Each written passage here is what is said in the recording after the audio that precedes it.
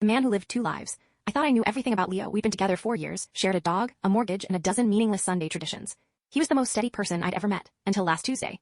I came home from a conference in Chicago and the house was silent. No music, no smell of burnt toast, just stillness. His keys were on the hook, his phone was on the counter, but the garage was empty. I checked the bedroom.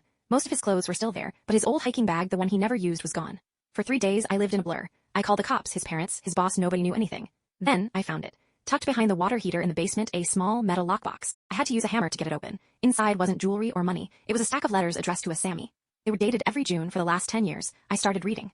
My hands were shaking so hard I could barely hold the paper. The letters weren't to a lover. They were to a little boy. A son I never knew existed. 10 years ago, before we met, Leo was in an accident. A lake trip, a boat that capsized, and a 5-year-old boy who never came back up. The last letter was dated the day he disappeared. It said, "Sammy, your mom is doing okay, but I'm drowning. I'm about to marry a woman who thinks I'm perfect, and I don't know how to tell her that half of me is still at the bottom of that lake." I found him yesterday. He was at a small cabin near the water, 3 hours north. He looked ancient. I didn't yell. I didn't ask for an explanation. I just sat on the porch steps next to him and waited. Finally, he looked at me and whispered, "I didn't think I was allowed to be happy again." I just took his hand, and for the first time in 4 years I actually met the man I was marrying.